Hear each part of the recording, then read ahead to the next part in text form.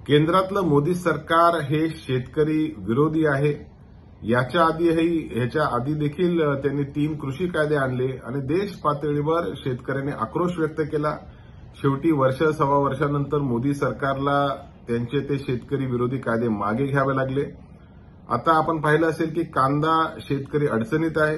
कांदा निर्यात बंदी ही सुरुवातीला 31 मार्च 2024 पर्यंत होती आणि काल केंद्र सरकारने अजून एक आदेश जारी केला, तो म्हणजे कांदा निर्यात ही अनिश्चित काळासाठी ह्याच्यावर बंदी घालण्याचा एक कार्यक्रम, एक धोरण हे मोदी सरकारने ठरवलेलं आहे। काल राज्याचे मुख्यमंत्री, उपमुख्यमंत्री हे दिल्लीला गेले। वास्तविक त्यांची चर्चा ही सीट शेअरिंग संदर्भात होती।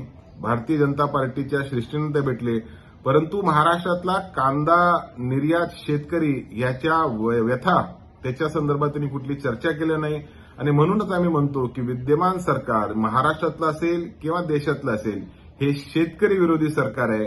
यांना शेतीशी काही घेणं देणं नाही, मातीशी काही घेणं देणं नाही, शेतकऱ्यांच्या व्यथेशी काही घेणं देणं नाही। आज जर कांदा निर्यात बंदी उठवली असती तर शेतकरी मालामाल झाला असता। आज कांदा निर्यात शेतकरी अडचणीत आहे, तरी देखील त्याला 2 पैशाचं साधन मिळेल ही भूमिका विद्यमान शासनाची नाही, मोदी सरकारची नाही आणि महाराष्ट्रातल्या शासनाची देखील नाही।